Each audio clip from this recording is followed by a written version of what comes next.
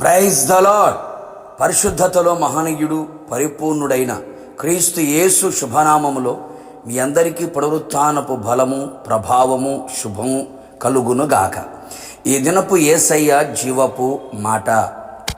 రాజుల మొదటి గ్రంథం 9వ అధ్యాయం 3వ వాక్య భాగము. ఈ మందిరమును పరిశుద్ధపరచి ఉన్నాను. యేసయ్య ప్రార్థనా మందిరములో నాటబడి వర్ధిల్లుచు, మందిరమును ప్రేమించుచు, ఆయన మందిర ఆవరణములో ఒక్క దినము గడుపుట 1000 దినముల కంటే శ్రేష్టమైనదిగా ఎంచి, ఆయన మందిరములో చిరకాలము జీవించాలని ఆశతో ఈ ఆత్మీయ ప్రయాణములో కొనసాగుచున్న, పరమునకు పయనిస్తున్న నా దేవుని ప్రియ సంఘమా, ఆయన దృష్టియు ఆయన మనస్సును ఎల్లప్పుడూ ఉండు ఆయన మందిరములో మనమందరము నిలిచి ఉండవలెను.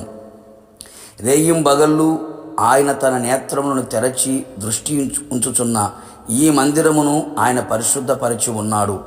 మన హృదయము దేవుని ఆలయమై ఉన్నది, మన దేహము ఆయనకు దేవాలయమై ఉన్నది కదా, మన మనస్సు ఆయనకు మందిరమై ఉన్నది కదా. ఆయన మనలను పరిశుద్ధపరిచే దేవుడై ఉన్నాడు. మన యేసయ్య నిర్దోషి, నిష్కల్మషుడు, పాపులలో చేరనివాడు, పాపము చెయ్యనివాడు, పాపము ఎరుగనివాడు, పరిశుద్ధతలో మహనీయుడు, పరిశుద్ధతలో పరిపూర్ణుడైన వాడు. కోట్ల కొలది దేవదూతల చేత పరిశుద్ధుడు పరిశుద్ధుడు అని ప్రతిగానములు చేయబడుచున్న గొప్ప దేవుడు. పరిశుద్ధతను కోరుకునేవాడు, పరిశుద్ధతను ప్రేమించేవాడు. పరిశుద్ధులుగా ఉండుటకే ఆయన మనల్ని పిలిచెను కదా. మందిరమునకు ఎన్నటెన్నటికీ పరిశుద్ధతయే అనుకూలమై ఉన్నది కదా. కావున మనము కూడా సమస్త ప్రవర్తన యందు పరిశుద్ధులై ఉండెదము. సమస్త మనుషులతో పరిశుద్ధత కలిగి ఉండుటకు ప్రయత్నించెదము. ఇహలోక మాలిన్యము అంటకుండా మనల్ని మనమే కాపాడుకొనేదము. హృదయశుద్ధి గలవారమై దేవునిని చూచెదము. పరిశుద్ధులమై మొదటి పునరుత్థానములో పాలు పొందెదము.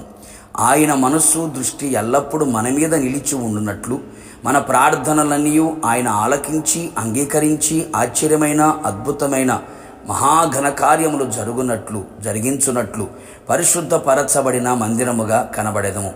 యేసు రక్తము చేతను, క్రీస్తు వాక్యము చేతను, క్రీస్తు ఆత్మ చేతను, ఆత్మ ప్రాణ శరీరములను పరిశుద్ధపరుచుకుని వారమై, మచ్చ, ముడత, డాగు ఎలాంటి కలంకము లేని వారమై పరిశుద్ధమైన మహిమగల సంఘముగా ఆయన ఎదుట నిలిచెదము.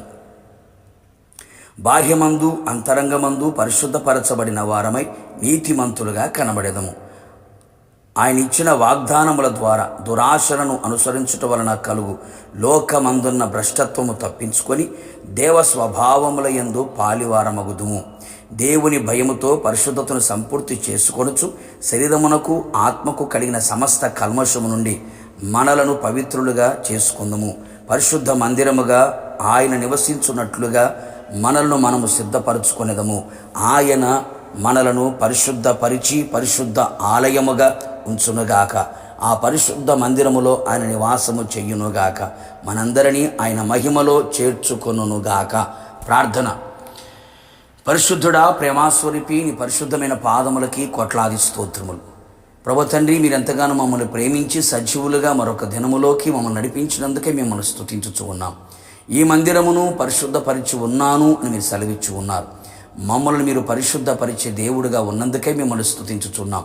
మీ రక్తము ద్వారా, వాక్యము ద్వారా, ఆత్మ ద్వారా, ఆత్మ ప్రాణ శరీరములని మీరు పరిశుద్ధపరిచి పరిశుద్ధ ఆలయముగా మమ్మల్ని ఉంచినందుకై మిమ్మల్ని స్తుతించుచు ఉన్నాం. మేము చేయుచున్న ప్రతి ప్రార్థనలను మీరు ఆలకించుచు ఉన్నారు. అలాగే మీ మనస్సు దృష్టి మా మీద ఉంచి ఉన్నారు. అందును బట్టి మీకు స్తోత్రాలు. మీ మహిమగల రాకడ కొరకు మమ్మల్ని అందరినీ సిద్ధపరిచి మహిమగల సంఘముగా, పరిశుద్ధమైన సంఘముగా ఎదుట నిలబడేంత వరకు మీ కృప మాకు సహాయము చేయమని, పరిశుద్ధ మందిరముగా మమ్మల్ని తీర్చిదిద్దినందుకై మిమ్మల్ని స్తుతించుచు యేసు నామములో అడిగి పొందుకున్నాము తండ్రి.